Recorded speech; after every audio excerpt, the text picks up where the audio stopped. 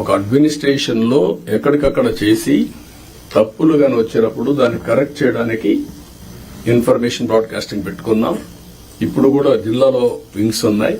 మీరు కూడా ఇది గుర్తుపెట్టుకోవాల్సిన అవసరం ఉంది. మొన్న నేను చూశాను బట్టిప్రోల్లో పోలీసులు అక్కడ చిన్న 2 గ్రూపులకు గొడవ జరిగితే వాళ్ళు అక్కడి తోచుకుంటే దానిపైన ఇమ్మీడియట్ గా తెలుగుదేశం వాళ్ళు కొట్టారు, ఎస్ఐ చొక్కా పట్టుకున్నారు, కాలర్ పట్టుకున్నారు అనేసే పరిస్థితికి వచ్చారు.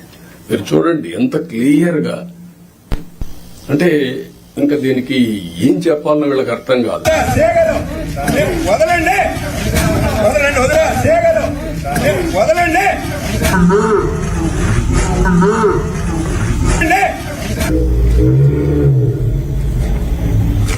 వదలమని అడుగుతున్నా.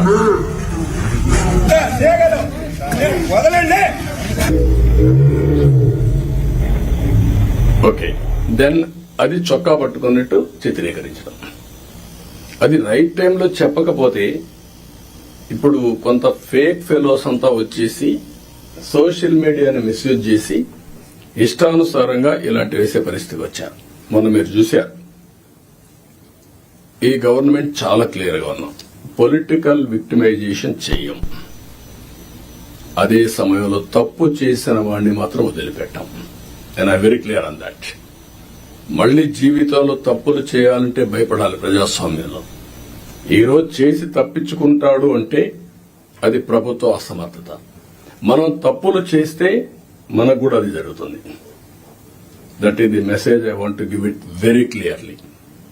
మీకు కూడా క్లారిటీ ఇస్తున్నాను. ఏ తప్పు చేసినా వదిలిపెట్టం, కానీ పొలిటికల్ విక్టిమైజేషన్ మాత్రం ఉండదు.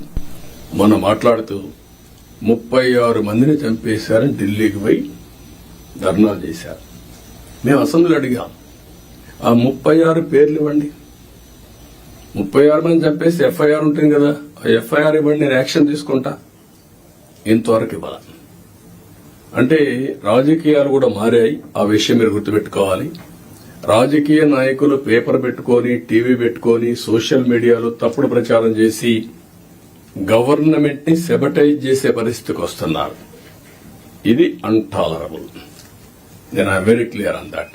How to handle, will educate people. చట్టపరంగా కూడా యాక్షన్ తీసుకుంటాం. ఎవరిని కూడా ఎక్కడ కూడా వదిలిపెట్టే పరిస్థితి ఉండదు. ఆ విషయం మీరు గుర్తుపెట్టుకోవాల్సిందిగా నేను కోరుతూ, ఇది మీరు నోటీస్ చేసుకోవాలి. ఎంత పని చేసినా, కష్టపడి పని చేసినా ఆ ఫలితాలు రాకుండా విష ప్రచారం చేయడం మొదలు పెడితే మనకి ఇబ్బందులు వస్తాయి. అది కూడా గుర్తుపెట్టుకుని ఎక్కడిక్కడ కౌంటర్ చేయడం అన్ని చేయాల్సిన అవసరం ఉంది. ఇంకొక పక్కన 2047 గవర్నమెంట్ ఆఫ్ ఇండియా ఒక విజన్ డాక్యుమెంట్ తయారు చేశారు. మనం కూడా పేరు ఏం పెట్టాలని ఆలోచిస్తున్నాం. వికసిత ఆంధ్రప్రదేశ్ లేకపోతే ఇంతకుముందు స్వర్ణ ఆంధ్రప్రదేశ్ పెట్టాం. ఏదైనా సరే అక్టోబర్ 2వ తారీఖున మన విజన్ డాక్యుమెంట్ మనం రిలీజ్ చేస్తున్నాం. మీతో ఆ నీతి ఆయోగ్ వాళ్ళందరూ కూడా వచ్చి మాట్లాడతారు. దీన్ని మీరు కూడా ఒక ఇది తయారు చేసుకోవాలి.